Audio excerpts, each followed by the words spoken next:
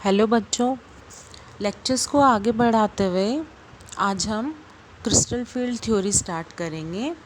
Crystal field theory BSc third year का topic है और ये थ्योरी के डिस्क्रिप्शन के अलावा हमें सीएफटी की जो है स्प्लिटिंग पढ़नी है। सीएफटी की स्प्लिटिंग हम पढ़ेंगे octahedral, tetrahedral and square planar complexes के लिए। उसके अलावा हमें इसकी लिमिटेशंस पढ़नी है। लिमिटेशंस के बाद इसमें जॉन टेलर डिस्टॉर्शन एक छोटा सा टॉपिक है, वो पढ़ना है और इसकी लिमिटेशंस पढ़नी है। तो क्रिस्टल फील्ड थ्योरी जो है स्टार्ट करने से पहले कुछ छोटा सा डिस्क्रिप्शंस जो हम है मेटल और लिगेंड के बारे में पढ़ेंगे और थोड़ा सा ऑक्टाहेड्रल जो कॉम्प्लेक्सेस हैं उसमें इसका डिस्क्रिप्शन स्टार्ट करेंगे।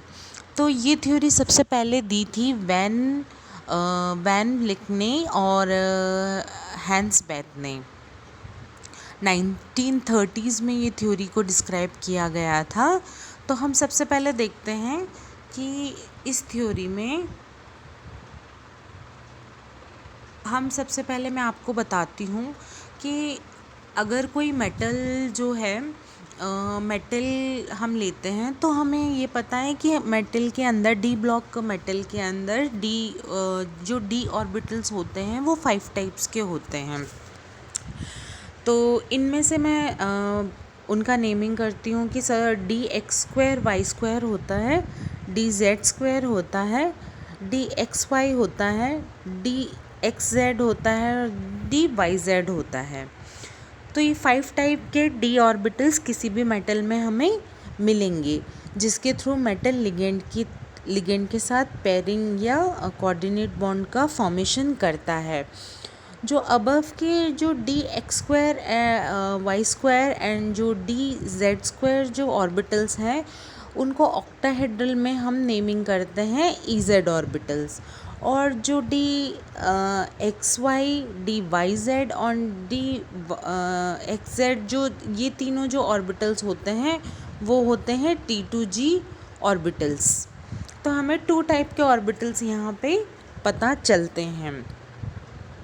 अब हम देखते हैं कि इनकी लोब्स किस तरह से ओरिएंट रहती है एक्सिस पे।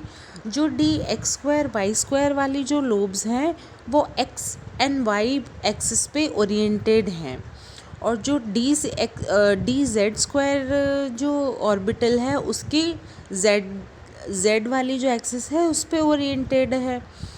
फिर हम देखते हैं कि जो डी एक्स वाई जो ऑर्बिटल है उसकी X and Y and X जो एक्सिस है उसके बीच में कहीं पे ओरिएंटेड मिलेगी। वैसे कि जो डी एक्स जेड जो ऑर्बिटल है उसकी Z axis and x axis के बीच में कहीं मिलती है और डी वाई जेड की जो लोब्स हैं वो जेड एंड वाई एक्सिस के बीच में कहीं मिलती हैं। तो इस तरह से हम देख सकते हैं कि लोब्स का ओरिएंटेशन जो है वो मेटल की जो ऑर्बिटल्स हैं उन लोब्स का ओरिएंटेशन किस तरह से है। नेक्स्ट जो हम देखते हैं कि अगर हम कोई भी ऑक्टाहेड्रल सिमेट्री देख रहे हैं तो हम ऑक्टाहेड्रल सिमेट्री को क्या इस तरह से देखा जा सकता है। इसके डिफरेंट प्लेन्स मैं आपको दिखा सकती हूँ कि जैसे कि एक एक्सिस ये है जहाँ पे 6 रेड कलर की बॉल्स में लिगेंड्स मेटल के थ्रू अटैच्ड है और जो सेंट्रल जो बॉल जो प्रेडिक्ट कर रही है वो कोई मेटल आयन है। उसी तरह से हम देख सकते हैं कि इस एक्सिस में 3 टाइप्स ऑफ एक्सिस यहाँ पे शो हो गई है। तो देखिए एक तो है इस तरह से, एक जेड एक्सिस में और एक है ये वाई एक्सिस में। तो 3 टाइप्स ऑफ एक्सिस से हमने ऑक्टाहेड्रल सिमेट्री को दिखाया हुआ है। और ये एक कॉम्पैक्ट जो मैं जूम करके दिखाती हूँ, एक और ऑक्टाहेड्रल सिमेट्री है जिसमें सेंट्रल ये मेटल आयन है और इसके जो 6 हैं मेटल रेड बॉल से अटैच्ड हैं। तो अगर हम ऊपर से नीचे जाएं अपोजिट डायरेक्शन में, आगे से पीछे जाएं एंड लेफ़्ट टू राइट जाएं, इस डायरेक्शन में जाएं, तो हम देखते हैं कि हमें एक सेंटर ऑफ सिमेट्री प्राप्त हो रही है। इस वजह से हम ऑक्टाहेड्रल की जो ऑर्बिटल्स हैं उसमें वहाँ जी का जो है हम लोग जी को यूज़ करते हैं, जो कि टेट्राहेड्रल में यूज़ नहीं किया जाता है। जैसे कि हम देखते हैं कि इसमें ई जी का यूज़ हुआ है एंड T2G का यूज़ हुआ है, पर टेट्राहेड्रल में ये यूज़ नहीं है। नेक्स्ट मैं आगे बढ़ती हूँ, मैं दिखाती हूँ मेटल एंड जो लिगेंड का जो इंटरेक्शन है वो किस तरह से है। तो ये बेसिक अजम्पशन इस थ्योरी का ये है कि इन दो मेटल और जो लिगेंड के बीच में जो इंटरेक्शन है वो प्योरली इलेक्ट्रोस्टैटिक इंटरेक्शन है, या हम कहें कि वो एक आयोनिक इंटरेक्शन है। ये जो थ्योरी है वो कोई भी कोवेलेंट बॉन्डिंग या कोवेलेंट इंटरेक्शन को नहीं कंसीडर करती है। और ये ऑल्सो मेटल एंड लिगेंड के जो ऑर्बिटल्स हैं वो शेयर नहीं होते हैं, मतलब मेटल एंड लिगेंड के जो ऑर्बिटल्स हैं वो मिक्स नहीं होते हैं। इसमें कोई ऑर्बिटल ओवरलैप वाला कोई भी कंसेप्ट नहीं है। तो हम यहाँ पे देख सकते हैं कि जैसे कि ये भी ऑक्टाहेड्रल जो है वो हमने एज एग्जांपल लिया हुआ है। तो हम ये देखते हैं कि जो डी ऑर्बिटल्स जो एक्सिस के अलोंग है डी ऑर्बिटल्स वो ज़्यादा इफ़ेक्टेड होंगे। क्यों? क्योंकि लोब्स उनके एक्सिस के अलोंग ओरिएंटेड है और जो लिगेंड्स हैं वो अलोंग एक्सिस आएंगे। फिर से मैं रिपीट करती हूँ कि लिगेंड्स जो हैं वो एक्सिस के अलोंग आते हैं, या तो जेड एक्सिस या वाई एक्सिस या एक्स एक्सिस। तो हम ये देख सकते हैं कि हम ये देख सकते हैं कि जो लोब्स जिस भी ऑर्बिटल्स की लोब्स अलोंग द एक्सिस अगर ओरिएंटेड है तो वो सबसे ज़्यादा रिपल्शन फील करेगी। और कौन कौन सी ऑर्बिटल की lobes along the axis oriented है? एक तो है D X square Y square और एक है डी जेड स्क्वायर। इन दोनों की जो लोब्स है वो सबसे ज़्यादा रिपल्शन फील करेगी। इस वजह से इसकी जो एनर्जी है ईजी जो हमने नाम दिया है इनकी बहुत ज़्यादा एनर्जी बढ़ जाती है। नेक्स्ट पॉइंट में आती हूँ कि more directly the ligand attacks the matter orbital, higher is the energy of orbital। मतलब जितनी ज़्यादा रिपल्शन फील करेगा लिगेंड के ऑर्बिटल्स उतने ही ऑर्बिटल्स की एनर्जी ज़्यादा बढ़ जाएगी और इनकी जो डीजेनरेसी है वो डिस्टर्ब हो जाएगी। डीजेनरेसी मतलब क्या होता है? डीजेनरेसी मतलब होता है कि all the orbital shares equal amount of energy.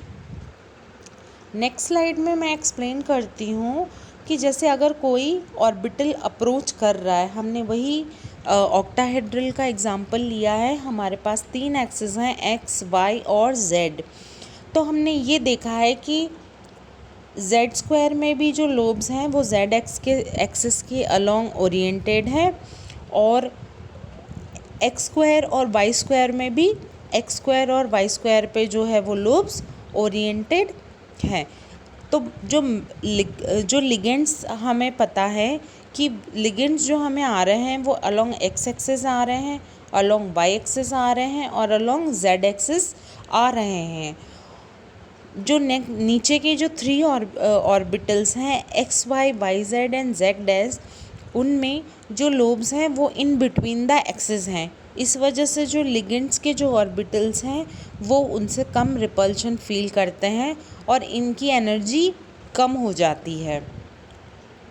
इस वजह से इनको T2G लोअर एनर्जी फेस करते हैं, वाइल EG वाले जो ऑर्बिटल्स हैं वो मोर एनर्जी फेस करते हैं।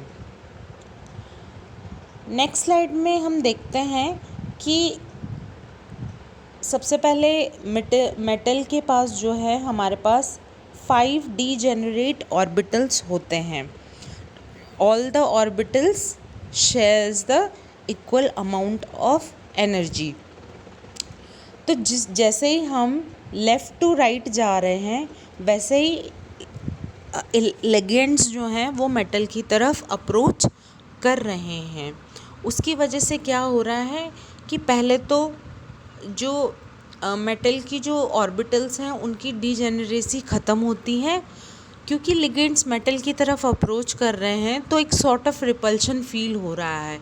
इस वजह से एनर्जी में इंक्रीज़ दिखाई देता है। आगे जाके देखेंगे जैसे ही लिगेंड्स अप्रोच करते हैं बॉन्डिंग के लिए, Eg एंड T2G में सेपरेशन हो रहा है। एक हमें यहाँ पे सेपरेशन के तहत एक जहाँ से हम ज़ीरो सेंटर ऑफ एनर्जी मानते हैं उसको हम कहते हैं बेरी सेंटर। तो इस तरह की जो स्प्लिटिंग है वो ऑक्टाहेड्रल में हमें प्राप्त होती है। एक नेक्स्ट स्लाइड जो है वो मैं दिखा सकती हूँ, उसमें ये देख सकते हैं कि मोर क्लियर व्यूज़ जो है कि मेटल आयन के जो ऑर्बिटल्स है वो यहाँ पे हैं।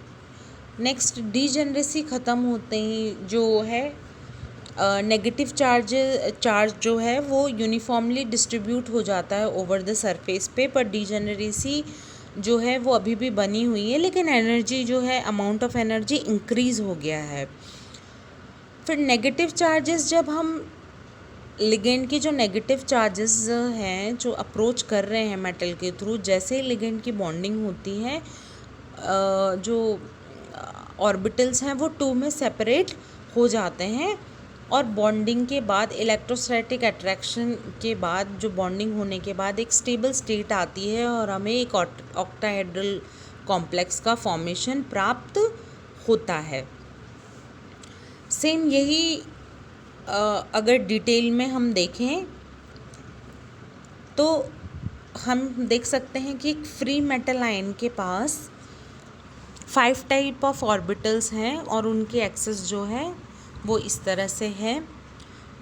Average D energy spherical field के साथ हम यहाँ पे देख सकते हैं, और स्प्लिटिंग के बाद हम ये सीन देख सकते हैं।